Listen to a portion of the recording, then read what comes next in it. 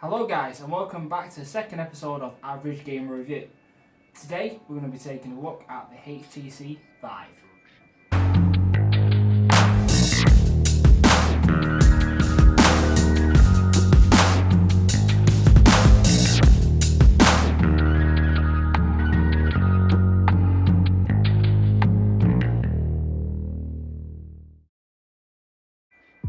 Now as you know, VR is here and it looks like it's staying. Now I've managed to get my hands on a few models, primarily the Oculus Rift, the Samsung Gear VR, which I have here, and also the HTC Vive. Now I tested the HTC Vive out at Scan Computers. If you've not seen that video, then you can check it out here. Now first off, I've got to say that the HTC Vive is a very impressive piece of kit. Now I've tried out, as I said, the Oculus Rift before. Now bear in mind this was the test models, it says the version 2, and obviously developer's kit.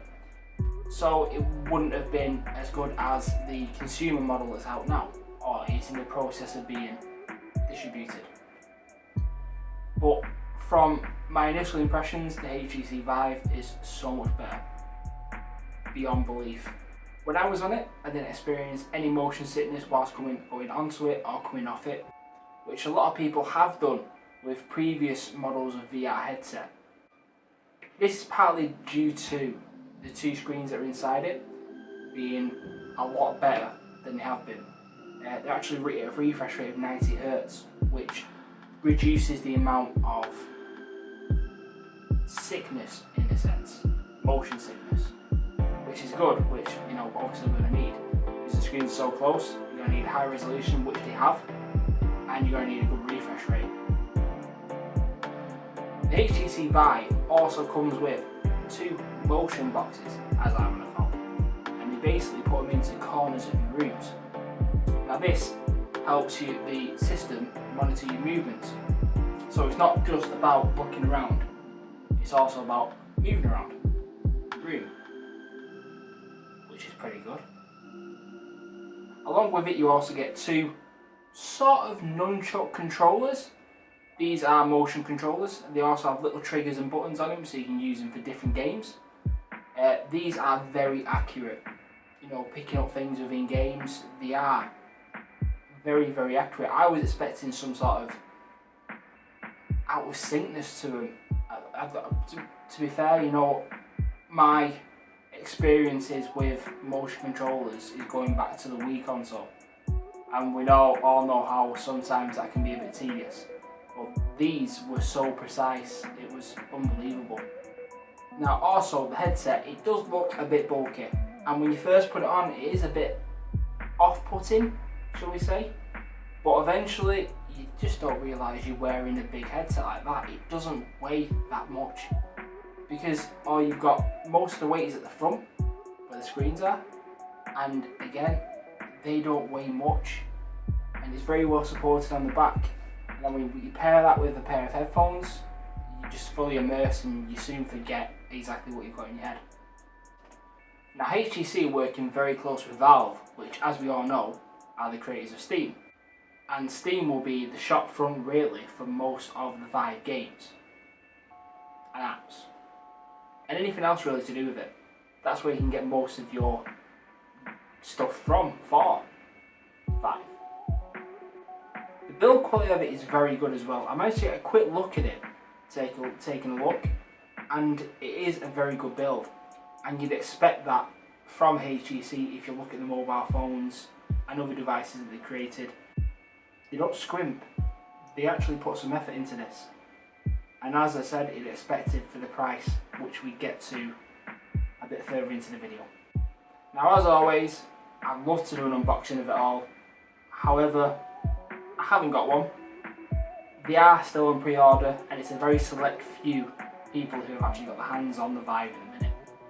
But as I said, if you do want to get down and test this out, you can call down to Scan if you're in the Northwest. Send them an email. I'll put that email in the description below. Send them an email, as I said, book yourself a test, and you can get down there and have a go at the Vive for yourself and get to fully experience it. And believe me guys, it is well worth it. You need to see it with your own eyes to believe what it's capable of. Now to the negative side of it. First off, we will start with the cost. You're looking at paying the best part of £689 for this. Now, I don't know about you, but to me, that's a hell of a lot of money. And it's about £200 more than what the Oculus Rift costs. And that is a lot of money. You know, a lot of people don't even spend that on computers anymore. To be fair, if you're a high-end computer, you are going to spend more on that. But a lot of the time, you know, you get a decent running PC for that amount of money. And that brings me on to the other point. To get this running perfectly, as a minimum, you need at least an NVIDIA 970 or an R9 290, and obviously the usual 4GB of RAM, at least an i5 4590 as well. And these are the bare minimum specs. Really, you want to be running at least a 980 or a 980 Ti or a Titan X, or the top end Radeon graphics cards, which are at the minute. And you're going to want to be pushing about 16GB of RAM and have a pretty up-to-date processor as well. So you're going to be looking at least a £1,000 computer. So if you pair the two together, that is a lot of money to get VR. Bringing me on to the other points as well. Obviously you have the motion sensors that you put in the corners of your rooms.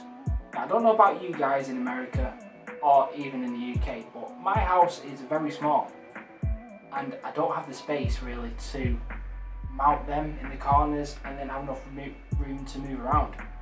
Now you have a cable that's stretching from your computer that will go all the way down and then go into the back of the unit. And you got to be careful you don't actually, you know, strangle yourself on that.